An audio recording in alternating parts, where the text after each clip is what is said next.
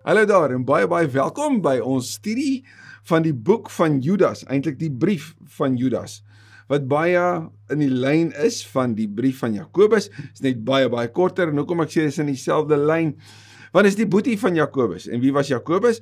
Wel, saam met Judas en 2 ander, was hulle die 4 halfboeties van Jesus gewees. Het jy geweet, Jesus het 4 halfboeties gehad, en ten minste 2 sissies?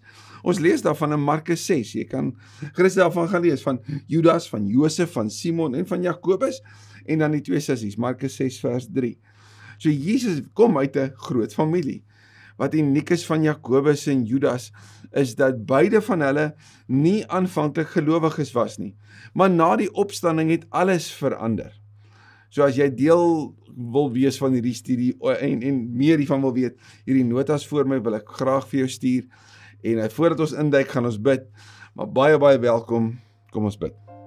Dankie Here Jesus vir net so vinnige tydjie waarin ons kan stil word en kan luister na U, maar regtig stil word in ons binneste, maar as ek sê vinnig Here, want ons beweeg sommer dadelik vinnig in dit in, want ons het 'n soeke vir meer, dis hoekom ons hier is. Dankie vir die woord, en ek bid so dat U vanuit die woord vir ons dit sal gee wat ons ook by U moet hoor. Bid dit in Jesus se naam. Amen.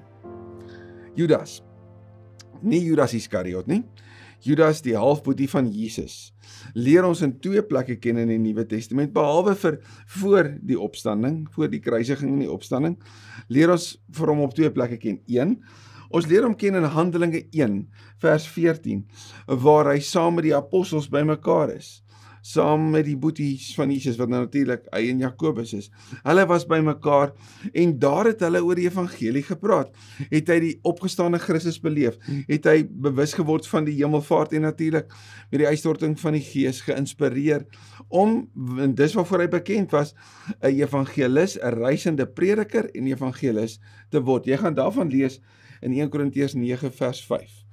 Nou wat so belangrik is van beide Jakobus en Judas se stories is, geen boetie gaan van nature sy broer as Here aanspreek nie. En tog is dit wat beide van die doen, na die opstanding toe hulle besef Christus, was nie net die boetie saam met wie hulle groot geword het nie. Hy is die beloofde Messias. Hy is die een wat moes kom. Hy het verlossing gebring, en het uit die dood uit opgestaan, en hy leef. Ons lees saam, Judas 1, vers 1, dis eintlik Judas vers 1, nee. Van Judas, 'n dienaar van Jesus Christus en 'n broer van Jakobus.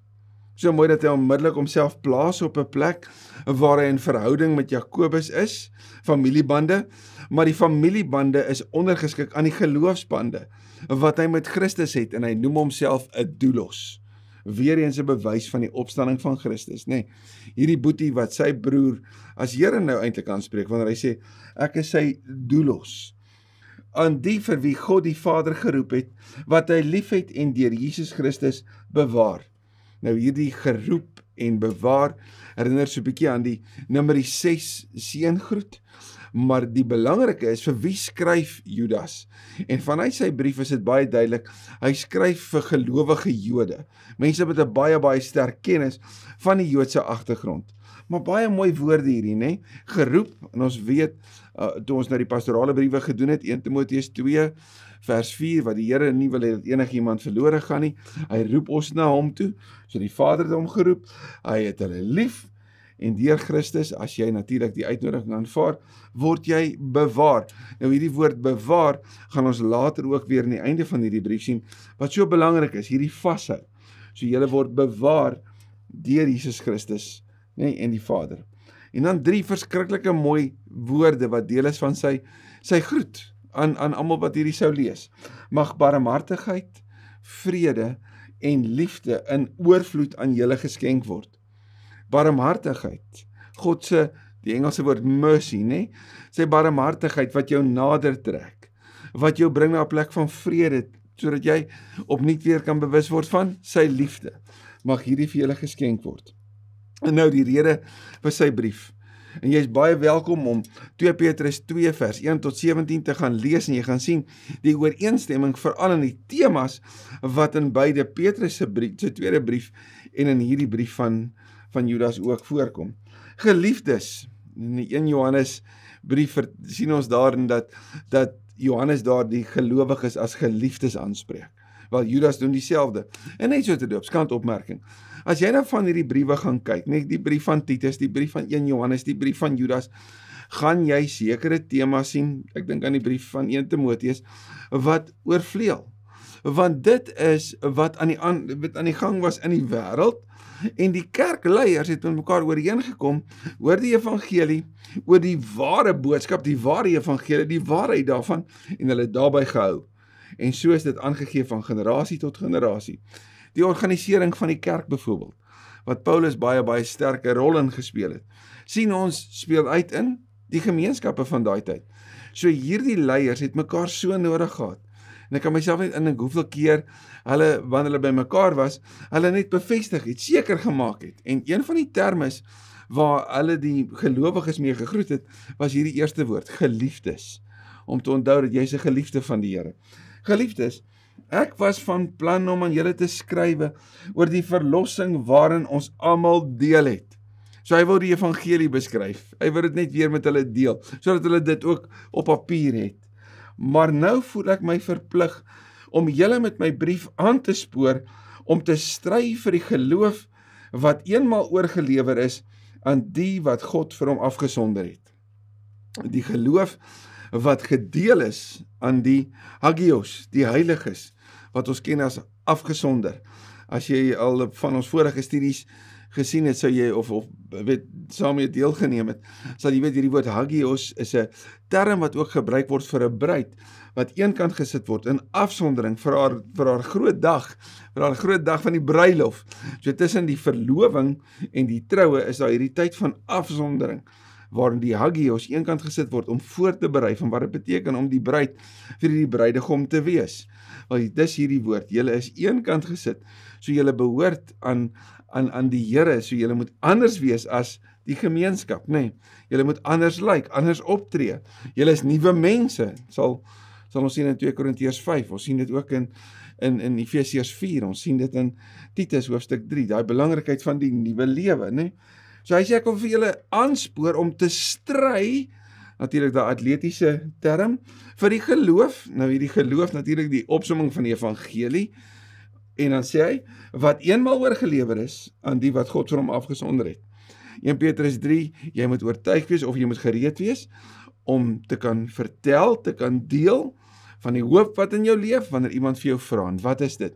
Wat is die evangelie? So Judas sê, ek wil vir julle skryf sodat julle kan stry vir hierdie waarheid in 'n wêreld vol dwaalleer. En daar's 'n paar dwaalinge wat in daai tyd in omgang was.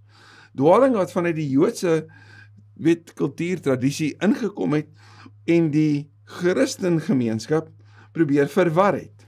Die een sou sê, jy kan nie net Jesus bely nie, jy het nodig om die Joodse tradisie steeds te volg, soos die besnydenis, die Shabbat en al die dinge. Daaroor sal jy in Galasiërs kan sien Paulus se antwoord daarop. Die tweede een sou sê, nee man, Jesus het al gekom. En omdat Jesus gekom het, so met ander woorde die wederkoms het klaar plaasgevind, kan ons nou leef net soos ons wil.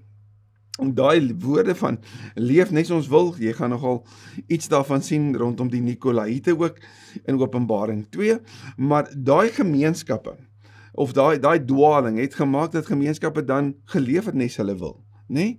Jy gaan hierdie sien in 1 Timoteus, jy gaan dit ook sien in Titus, die gevaar daarvan. Die derde een sou wees, nie net leef soos jy wil nie, die argument sou wees, en hierdie is veral in 2 Timoteus vir hierdie gaan sien, mense wat die argument gehad het van, die Here straf nie, die Here seën nie regtig nie, so hy is eintlik onbetrokke, so, leef soos jy wil. Hierdie dwalinge het natuurlik weer alles teruggekom by hierdie laaste woorde, leef soos jy wil. En Judas maak dit baie duidelik, ek en jy, wat bely dat Jesus die Here is, wat hom volg, kan nie sê, ek kan nou leef soos ek wil nie. Ek kan nie sê, en jy gaan het by Paulus ook sien, die genade is so groot, so ek kan maak net wat ek wil nie. So kom ons val in, vers 4. Die rede hiervoor is, dat sekere mense ongemerk julle geleerdere binne gedring het. Goddelose mense, so mense wat nie glo nie, né? Dis godloos. Wie se veroordeling lank reeds vasstaan. En nie is die rede vir hulle veroordeling. Hulle misbruik die genade van onsse God. Hulle gebruik dit as dekmantel om losbandig te lewe, So hulle sê, jy kan leef soos jy wil, kyk maar bietjie Titus 2. En hulle verwerp ons enigste meester en Here Jesus Christus. 4 beskrywings van Jesus. Die meester, as hy meester is, buig ons voor hom. Hy is die Here, ons buig voor hom. Hy is die redder, ons buig voor hom. Hy is die gesalfde, ons buig voor hom. En as ons voor hom buig, dan is die woorde, Here, U wil nie, my wil nie, tog so relevant. Dit herinner my so aan Johannes 3:30, nee. Hy moet meer word en ek minder. So teenoor die neiging wat sê, maak wat jy wil, is die belydenis dat Jesus die meester, die Here, dat hy Jesus, die Christus is daai belydenis die grootste appel op jou lewe, want as dit waar is dat Jesus opgestaan het uit die dood, dan is dit die belangrikste feit in die geskiedenis en moet dit die grootste effek op ons lewe hê. Vers 5. Al weet julle al hierdie dinge, wil ek julle daaraan herinner, dat hoewel die Here eenmaal sy volk uit Egipte verlos het, hy tog daarna die wat nie geglo het nie, laat omkom het. Nou gebruik Judas 6 temas uit die Ou Testament uit. En vanuit die 6 temas het hy een lyn van denke wat hy neersit. En dit is, God se reddende dade in die geskiedenis het redding gebring. En tog het mense hulle rug op hom gedraai. En het hulle nie hom gehoorsaam gevolg en gedoen wat hy van hulle gevra het nie, omdat hy die koning is, né? Nee, hulle het gemaak wat hulle wil, en omdat hulle gedoen het wat hulle wil, het hulle die straf ontvang. Hoekom sal Judas dit sê? Want hy wil nie hê die gelowiges wat weet dat genade het gekom, ons is vergewe, nou kan ons leef soos ons wil nie. Die gevaar daarvan, en jy gaan dit by sy boetie Jakobus ook sien, wys my geloof uit jou dade, nee. Die gevaar daarvan maak Judas baie sterk 'n klem op, hy plaas 'n baie sterk klem daarop. Die gevaar daarvan is die verlorenheid, die verdorwenheid, wat aan die einde van tyd dan ook 'n gegewe sou wees. So moenie leef soos jy wil, as jy sê Jesus is die Here nie. Dink ook aan wat gebeur het met die engele. Nou die woord engele daar is meervoud. Ons skryf vanuit die Bybel dat 1/3 van die engele is uit die hemel uitgegooi, nee, wat die rebellie gevolg het, en wat wou doen wat hulle wou. Kyk net mooi, en onthou, die Jode het 'n geweldige agting vir engele gehad. So vir die Joodse gelowiges wat hierdie sou lees, hierdie is hulle taal. Judas gebruik nou kredietwaardige beelde vanuit hulle geskiedenis, die Ou Testament, maar ook vanuit hulle verstaan van die bonatuurlike, wat dan ook engele sou wees, om hierdie baie sterk appel op hulle te maak. Dink nou oor wat gebeur het met die engele, wat hulle nie binne hulle eie magsgebied gehou het nie, maar hulle aangewese woonplek verlaat het. God het hulle met onbreekbare kettinge gebind en hou hulle in duister dieptes vir die oordeel van die groot dag. Die Yom Yahweh, die dag van God, die dag van oordeel. Kyk 'n bietjie maar na Openbaring 19 vir meer hieroor. So hulle wat wou rebelleer, hulle wat nie hulle self wou ondergeskik stel aan die gesag van God nie, hulle word vasgebind in kettinge. Natuurlik daarmee 'n baie sterk appel, moenie doen wat jy wil nie. Vers 7. Ek dink ook aan die mense van Sodom en Gomorra en die stede rondom hulle. Dis dan natuurlik die gedeeltes wat ek en jy sien van Genesis 18 tot 22. Hierdie wat genoem word cities of depravity, of moral depravity, nee, van totale morele verval. So, dink aan hulle en wat het gebeur. Net soos daardie engele het hulle onseerlike dade gepleeg en omgang gesoek met vreemde wesens. As waarskuwing vir almal word hulle nou gestraf met die vuur wat vir ewig brand.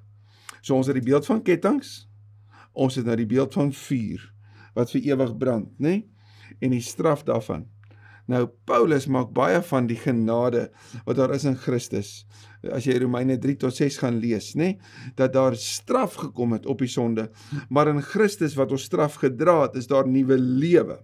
Die belangrike is om nie hierdie twee teenoor mekaar te stel nie, maar om te sê, omdat ek 'n nuwe mens is, omdat ek die genade ontvang het, omdat ek vrygespreek is en nou kan deel in hierdie wonderlike verlossing, nou moet ek anders leef, want nuwe mense leef nie. Want nuwe mense kan tog nie die ou lewe leef nie, want as jy nie 'n nuwe mens nie. En die prys wat dit gevra het om my nuut te maak, daai is wat ek voor my moet hou, en dit moet die motivering wees vir hoekom ek optree soos ek optree. Vers 8. En nou is dit met hierdie mense net so. Vanweer die droomgesigte wat hulle sien, bevlek hulle eie liggame. Verwerp hulle die gesag van die Here en beledig hulle die hemelwesens. Rigters 21 vers 25 en verder beskryf hierdie mense as mense wat doen net wat hulle wil. So kyk net mooi hierdie woorde van rebellie wat jy ook by hierdie mense dan sou sien. Hulle leef in 'n droomwêreld. So hulle sê hulle sien hierdie goeters en dan leef hulle volgens hulle drange en hulle begeertes. Hulle verwerp die gesag van die Here en beledig die hemelwesens. Nou, hierdie beledig van die hemelwesens beteken, hierdie mense is so arrogant, dat hulle selfs die hemelwesens, wat dan natuurlik 'n beskrywing van engele is, sou sleg sê, en hierdie hemelwesens het ons net nou gesien, is uit die hemel gegooi. Hulle is vasgebind in kettinge. Anders sou sê, hierdie is 'n beskrywing van die woord demone, né? So hierdie mense is so arrogant dat hulle selfs hierdie engele sleg sê, en kyk net mooi hierdie arrogansie, hoe word dit aangespreek deur Judas. Nie is die aartsengel, hierdie is enkel fout, want daar is net een, Michael, en ons sien Michael in Openbaring was die een wat die Satan uit die hemel uitgegooi het. Nie eers die aartsengel Michael het so iets gedoen nie. Toe hy met die duiwel gestry het oor die liggaam van Moses, het hy hom nie dit veroorloof om die duiwel te beledig nie en te veroordeel nie, maar hy het vir hom gesê, die Here sal jou straf. Nou hierdie aanhaling gaan ek en jy nie in die Ou Testament kry nie. Dit kom in 'n gedeelte wat ons noem die stereografiese materiaal, die stereografiese bronne, en stereografies beteken valse voorstelling, dis letterlik wat dit beteken. So beteken dit is 'n valse bron? Nee, dit beteken, dit word toegedig, ons gaan net nou 'n aanhaling sien, het 'n ander deel wat Judas maak, uit Ou-testamentiese materiaal, maar wat toegeken is aan mense wat dit nie geskryf het nie, maar dit is materiaal wat bestaan het uit daai tyd, wat in die volksmond deel was van hulle taal, van hulle storie.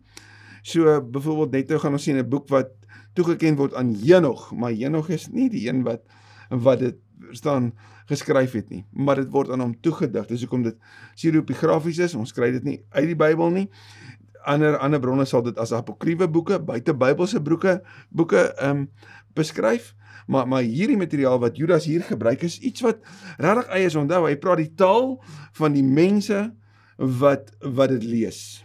Hulle ken hierdie storie, en hulle ken die storie dat Michael se fokus was nie om die duiwel te beledig nie, maar om aan God die eer te gee. Michael se fokus is op God, en daarom, vir die gelowiges wat hierdie lees, moet nie maak soos die engele wat uitgegooi is nie, maak soos Michael. Plaas die fokus op God. Die Here sal jou straf. So jy kom nie op 'n plek van arrogansie nie, jy kom nie op 'n plek van hoogmoed nie, jy kom nie op 'n plek van neerkyk, selfs op die donker van hierdie wêreld nie. Maar hierdie mense praat lasterlik oor dinge waarvan hulle geen kennis het nie. En ons sien in die briewe van Timoteus en Titus, hoe verskriklik belangrik die regte kennis is. As jy nie kennis het nie, en hierdie ware kennis wat bewaar moet word en oorgedra moet word van generasie na generasie, nee, jy dit nie het nie, wel dan maak jy dwaase uitsprake. En dit is waarop Judas ook hier dui. Hulle is soos verstandlose diere. Nou die fokus hiervan in die Grieks ook is diere wat volgens hulle impuls en hulle liste net reageer. So hulle dink nie oor wat hulle doen nie, hulle doen net. Al waarvan hulle kennis het, is hulle natuurlike drange, en juist dit is hulle ondergang. En so as hulle reageer op hulle drange, dan doen hulle dit wat hulle voor lus is.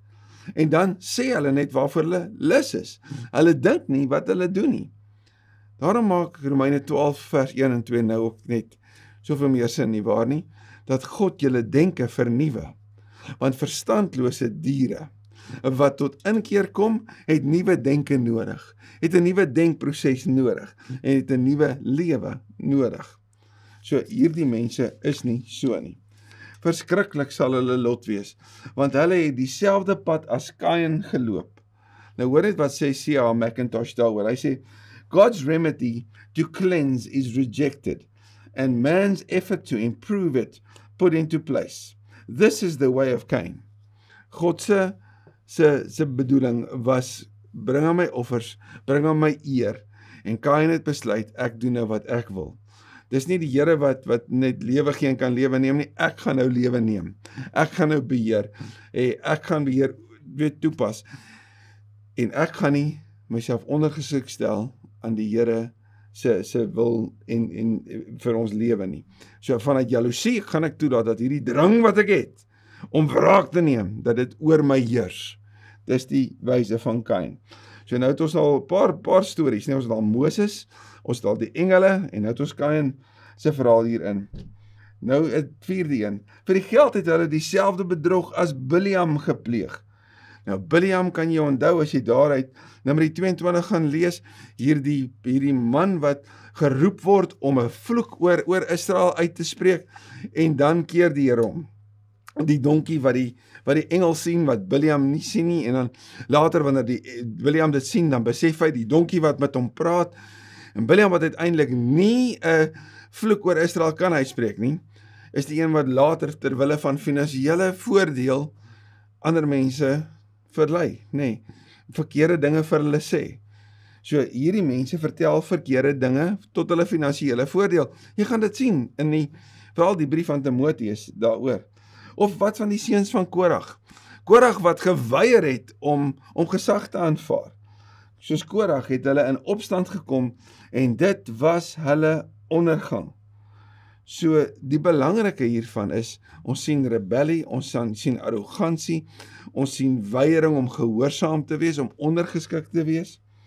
Hulle besoedel julle liefdesmaaltye, so hierdie mense, met hierdie dwaling, was selfs deel van die geloofsgemeenskap, en het selfs gesit daar waar die liefdesmaaltye gevier was. Nou by hierdie liefdesmaaltye, ons sien in Handelinge, hulle het gereeld die liefdesmaaltye gehou.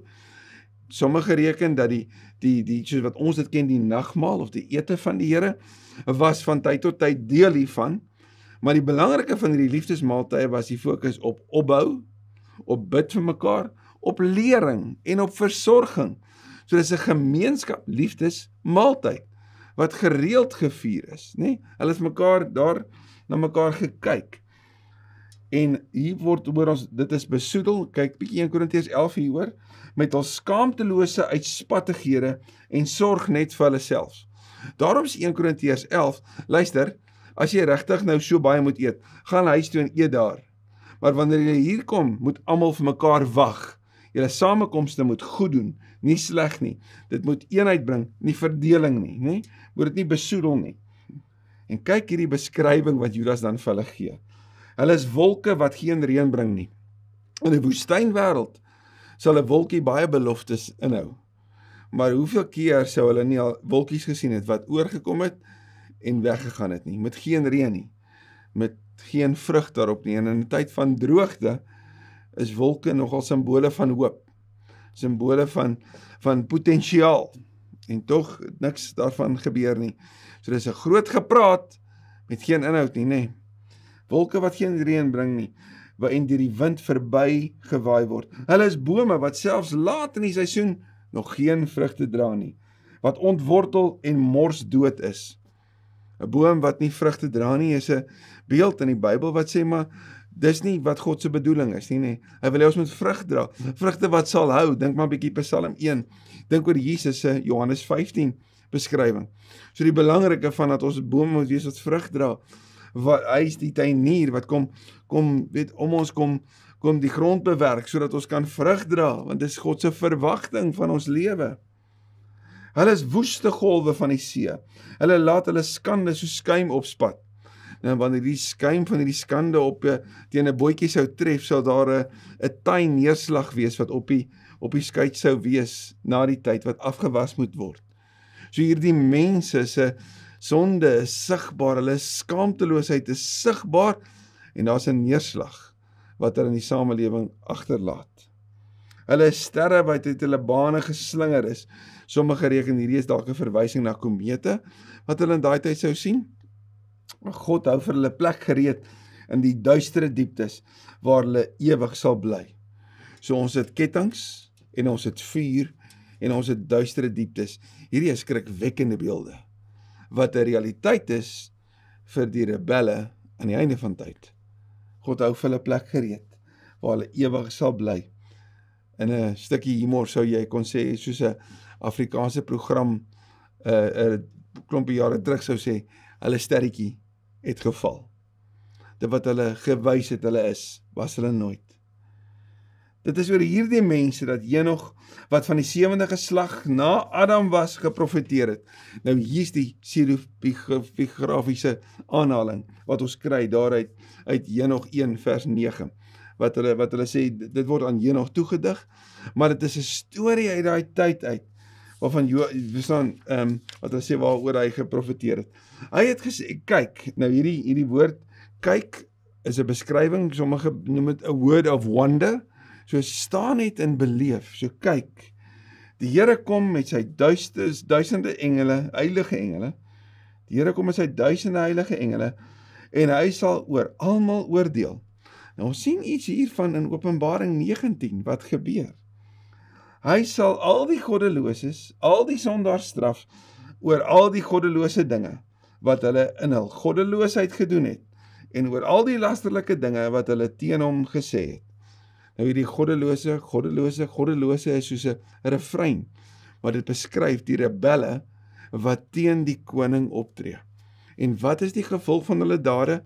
Hulle sal gestraf word. So, as jy sê, jy kom tot geloof, jy kom tot inkeer, jy word deel van die nuwe gemeenskap van gelowiges, dan leef jy nie meer soos 'n ou mens nie. Jy leef nie meer soos die persoon wat jy was nie, want jy is dit nie meer nie. Jy is niet gemaak om nie te leef. Hierdie mense wil deel in die geloofsgemeenskap, terwyl hulle aan al die ou gebruike steeds kleef en maak soos hulle wil. Hierdie mense kla gedurig en is altyd ontevrede met hulle lot. Hulle leef net volgens hulle eie begeertes, praat groot en sê vleiende dinge van mense, om daaruit vir hulle self voordeel te trek. So hulle murmureer, nee, die mooi woord daarvoor is hulle moan. Hulle is nie dankbaar nie. Hulle leef volgens hulle drange en hulle drifte. Hulle praat maklik, so woorde kom vinnig, en hulle is selfsugtig. Hierdie 5 goed is nie 'n beskrywing van die Jesus mens nie. Nee. Maar hulle was deel van die geloofsgemeenskap. Hulle was in die omgang daar. En daarom sê Judas, sien hulle raak. Vir Titus sal Paulus skryf, jy moet niks met hulle te doen hê nie. Gaan kyk 'n bietjie Titus 3. Maar julle. En elke keer wanneer ek en jy die woord maar julle sien, dan moet ons stop, daai 2 woorde. Ons moet stop en aandag gee. Want die maar julle sê, dis hoe dit was, dis hoe dit dalk is in sommige mense se lewens, maar julle is nie so nie. Maar julle geliefdes, moet die dinge onthou wat die apostels van ons Here Jesus Christus voorheen reeds vir julle geleer het. En kyk 'n bietjie 2 Petrus 3, 1 Timoteus, Titus 1 en 2, jy gaan hierdie daarin sien, daai oorgelewerde evangelie, daai oorgelewerde boodskap van God. Hulle het vir julle gesê, daar sal in die laaste dae mense wees, wie se lewe deur hul eie goddelose, daar's daai woord weer, begeertes beheers word, en hulle sal met julle die spot dryf. En vandag is dit ook so, nie waar nie. Mense wat in en om geloofsgemeenskappe dalk is, in en om kerke dalk selfs is, en met die Christene, die gelowiges, wat werklik agter Jesus aanstap, die spot dryf. Ek het eendag gehoor dat daar vir een van ons tieners gesê word, die maandag by die skool, toe hulle die sondag aand 'n baie spesiale klein groep gehad het, en daar besluite geneem is. En die maandag by die skool, toe een van hulle in hierdie groepie weer maak soos wat hy gemaak het, wat hy gesê het, hy mee breek, en hy aangespreek word deur die tiener wat regtig net omgee. Toe word daar vir hom sê, moenie nou met jou kerkpraatjies met my begin nie. Dit was gister, dis nie vandag nie. Sien jy daai dualisme? Ons woon diep by, maar ons maak wat ons wil. Dit moenie so wees nie. En dit is Judas se baie sterk appel. Gelowiges moet anders leef. Vers 19. Hierdie mense bring verdeeldheid. Hulle word deur hulle natuurlike drange beheers en nie deur die gees van God nie. Verdeeldheid, beskrywing natuurlik van die vader van die leuen, Diabolos, die een wat verdeling bring. Natuurlike drange, so hulle word getrek deur hulle drifte en drange, dis die heerskappy. So, jy's of onder die heerskappy van jou natuurlike drange of drifte, of jy's onder die beheerskappy van die gees. Nou gaan kyk 'n bietjie Galasiërs 5, wat Paulus daar skryf, vers 19 tot 22, oor die vrug van die donker en die vrug van die gees. En hoe lyk hierdie hierdie nuwe lewe onder die heerskappy van die Gees. Julle, en hier's weer hierdie woord, konstant, nee, geliefdes, julle is geliefdes, julle is geliefdes. Geliefdes, moet egter voortgaan om julle lewe te bou op die allerheiligste geloof. Net nou is die woord hagios gebruik vir julle is eenkant geplaas. Nou word dit gebruik vir 'n beskrywing van hulle geloof. Dit is heilig. Trouwens, daar staan allerheilig. 1 Petrus 1 vers 15 en 16 en Openbaring 15 vers 4 is twee kosbare verwysings wat jy na kan gaan kyk, ook oor hierdie allerheiligste geloof. Bid altyd deur die krag van die Heilige Gees. Paulus sal skryf, bid sonder ophou vir die gemeente in Thessalonika, daar in 1 Thessalonicense 5 vers 17. Hy sê vir Timotheus, daar in 1 Timotheus 2, dat 'n kerk, 'n biddende kerk moet wees. Judas skryf hier, julle moet bid, maar nie bid uit julle eie krag nie, bid deur die krag van die Gees, nê? Bly in die liefde van God. Nou hierdie woord bly is die woord tereo, dis presies dieselfde woord wat ons in die begin gekry het, wat daar vertaal word met bewaar. So bly binne, word toegevou in wat? Die liefde van God.